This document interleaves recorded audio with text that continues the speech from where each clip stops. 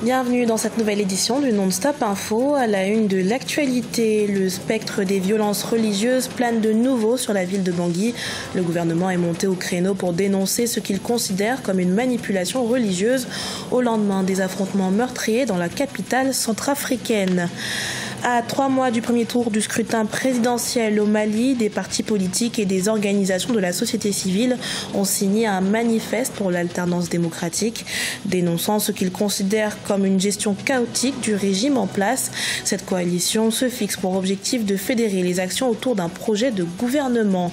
Et puis nous irons au Sénégal où les autorités ambitionnent de désenclaver les régions intérieures.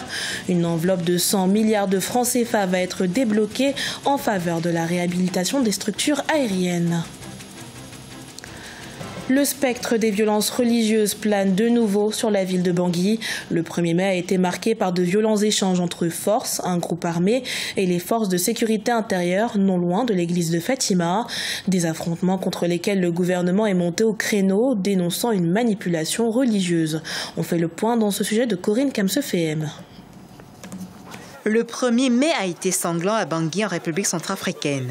Une attaque dans l'église de Fatima, dans le 3e arrondissement de Bangui, aurait fait, selon le bilan de la Croix-Rouge locale, 99 blessés et 16 morts, dont l'abbé Albert Tungoumali Baba. Le drame serait parti d'une altercation entre des éléments des forces de sécurité et le dénommé Moussa Empereur, membre du groupe d'autodéfense Force de Nimeri Matar Djamous. Les ONG sur place font savoir qu'une mosquée aurait également été détruite. Le gouvernement condamne ces actes de violence et dénonce une manipulation de la religion. Il s'agit d'une énième tentative de provocation de la part de ceux qui ont pensé que le moment était venu de provoquer, de créer le trouble, afin que l'on parle encore de conflits confessionnels dans notre pays. Nous voulons faire savoir à ces personnes qu'elles seront poursuivies jusqu'à leur dernier retranchement, comme ce fut le cas pour certains, et qu'elles seront amenées devant la justice. De son côté, Nimeri Matar Djamous réfute ces accusations. Il rejette la faute sur la force onusienne et des éléments de la gendarmerie qui, selon lui, aurait par méprise ouvert le feu sur un individu à moto, provoquant ainsi la colère des populations. Pour la MINUSCA, il est plus que jamais nécessaire de poursuivre les opérations de démantèlement de groupes criminels en cours pour préserver Bangui du chaos. L'état actuel des choses, il faut demander à la force des Nations Unies de s'interposer d'abord dans les zones qui font le contact entre les différents groupes armés. Donc pour déjà empêcher qu'il y ait des débordements violents physiques. Dans l'immédiat, la solution politique serait un nouveau gouvernement du non qui permet de prendre en compte des groupes ou des forces politiques qui auraient été mises de côté et qui ont quand même une certaine nocivité et qui alimentent le caractère de crise du pays.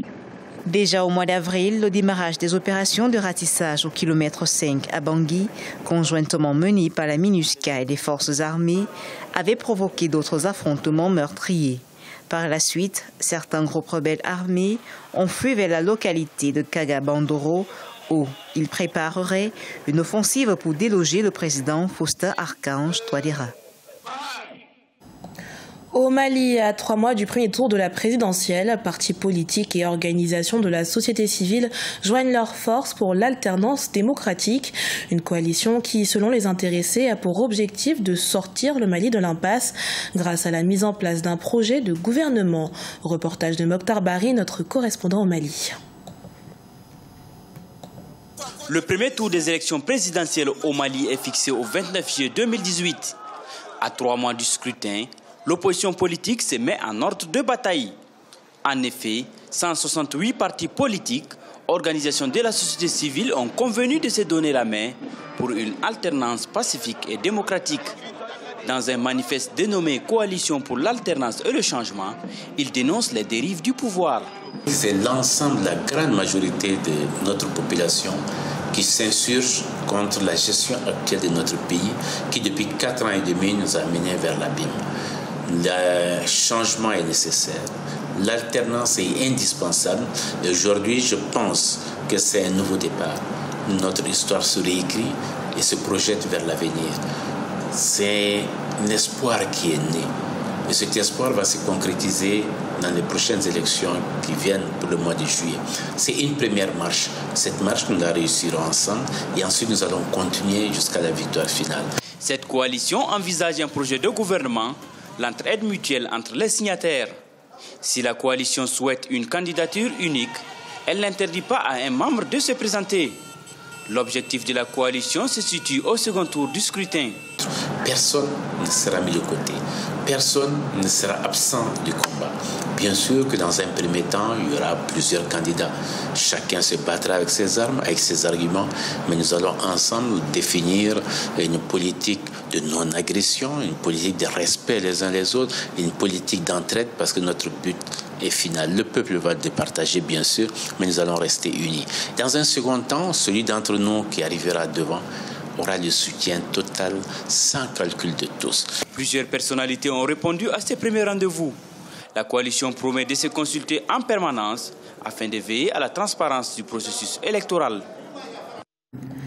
Désenclaver les régions intérieures du Sénégal, tel est le but des autorités.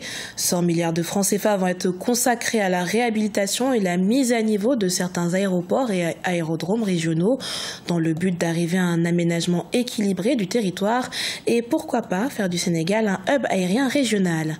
Plus de détails dans ce sujet de Deogracias Podo. Les autorités sénégalaises annoncent un investissement d'environ 100 milliards de francs CFA pour les travaux de reconstruction et de réhabilitation de certains aéroports et aérodromes régionaux d'ici 2025. L'initiative vise à transformer le pays en un hub aéroportuaire et de rendre la compagnie nationale Air Sénégal incontournable en Afrique de l'Ouest. Nos aéroports régionaux ne remplissent plus toutes les conditions pour assurer un développement harmonieux du transport aérien au niveau des différents pôles économiques.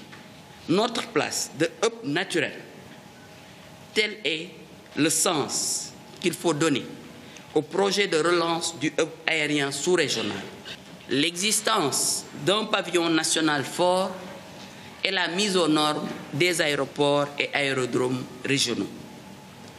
Associé au projet de développement du tourisme que nous mettons conjointement en œuvre, il sera un levier de croissance économique et de création d'emplois.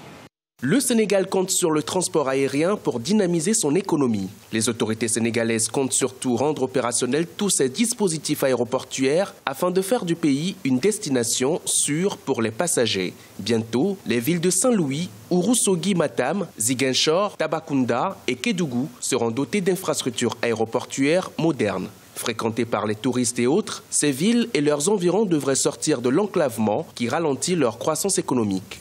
La première chose, c'est qu'on peut dire que ces projets pourraient effectivement accompagner même le nouveau projet de Air Sénégal qui démarrait ses activités cette semaine-là. Ce serait peut-être une bonne explication. Mais l'autre explication, c'est l'accessibilité. Les gens peuvent bien se déplacer plus rapidement, mais c'est un problème de marché. Je ne crois pas qu'il y ait des Sénégalais de cette envergure-là, d'autant que toutes les activités au Sénégal sont concentrées dans une région, la région de Dakar. Prévu pour être lancé d'ici fin 2018, les travaux de reconstruction et de réhabilitation dureront 47 mois pour la première phase qui concerne les aérodromes de Saint-Louis et Ourossogui-Matam.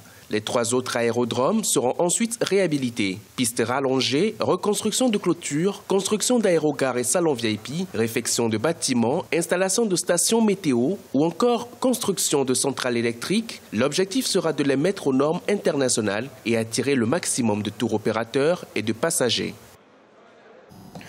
Dans le reste de l'actualité au Kenya, les autorités sont engagées dans la lutte contre la fraude à l'assurance maladie, qui constitue un véritable fléau pour l'économie du pays.